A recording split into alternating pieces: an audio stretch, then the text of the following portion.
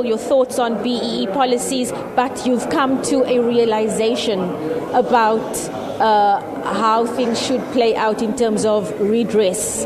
Can you speak to me about that, and how did you come to that conclusion? Well, the conclusion is clearly because we have a complete failure. The policies have failed. There's been nothing broad-based or empowering about them. And the truth of the matter is we've now got 30 million South Africans who live on less than 991 Rand a month. 99.8% of them are black, Indian and coloured South Africans. So clearly these policies have not worked. We've also moved from 3.6 million unemployed South Africans to just over 10.4 million South Africans unemployed. Again, the large number of them are black South Africans. So what BEE has been very successful at doing is creating a very small elite of people who keep being empowered, but leaving the majority of black South Africans locked out of opportunity and locked out of the economy.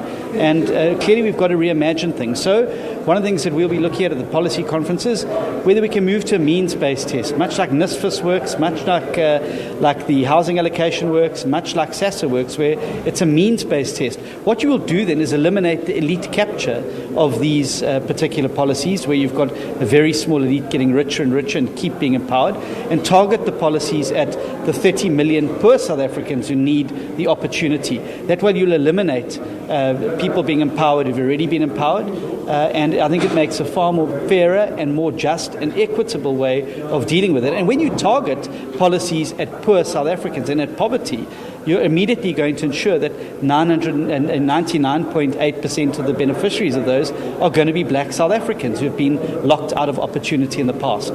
So whatever we do, we've got to start with the point, what's been done to date is not working. As ever noble it may have been, it's not working. John, the DA traditionally does not like speaking about divisions in the party. You came out today and you said that there is something that needs to be fixed. People should not speak out about internal issues within the party. But the truth is there are divisions, they are clear. We saw what happened last year. How are you going to try to galvanize unity again? Well, I think we've got to deal with the toxic culture that has crept into the DA, where you've got the politics of personal destruction and the politics of briefing and leaking from meetings, as well as the DA having infighting. Voters really don't like to see parties that are fighting with each other instead of fighting for them.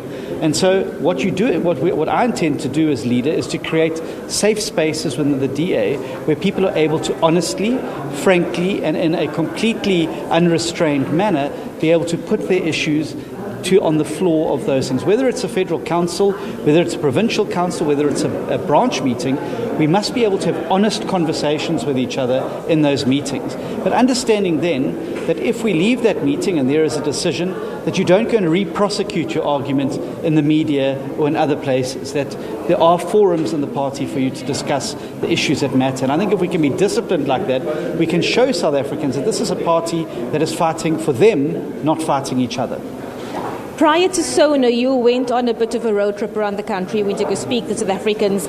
How much of what they had to say gave you actual input and context and content for the speech that you made today? It was the most valuable thing I've ever done, and it was the best advice that Helen Suzman ever left us. Go see for yourself, because traveling around the country and engaging with ordinary citizens is very, very refreshing, and every politician should do it. Because I think that when we get stuck in Parliament and stuck in the air-conditioned corridors there and stuck in the bubble that is politics, we forget that there's a whole world out there of ordinary South Africans. And much of what we discuss in Parliament and much of the issues that we obsess about as politicians actually don't matter a single inch in anybody's life on the ground. What they want to see is politicians taking up the issues that matter to them. And so I'm very glad I've done it, because it's given me huge material for the SONA and the ASONA to be able to put to the President what the real state of the nation is, as well as workable solutions. And what struck me the most out of that is people are saying, please use Parliament to fight for us. Take up our issues in Parliament. We feel left behind by a government that's long since abandoned us, by politicians who squabble with each other rather than picking up the issues that matter to us. And so I want to pivot the DA to being far more issue-focused, taking up those issues from those communities, but also far more solutions-oriented. Now, that doesn't mean being soft on the president and soft on the ANC at all. Quite the opposite. But it means that where we do criticize and point fingers, that we're saying, this is what you're doing wrong, but here's what you can do to fix the situation. And that's the space I want the DA to be playing in, and it's certainly the place it's going to be playing in under my leadership. John, thank you so much for your time. Kirshni, that was John Steenhuisen, interim leader of the DA, who's now also, of course, running to be the leader of the party when they go to elections in May. But we will be bringing you more on what happened earlier today, later on in the bulletin. Studio. Our reporter, Abra Barbia, there in the Mother City Live. Thank you for your time on the SABC News Desk. Time to take a short break. We'll be back with more news after this.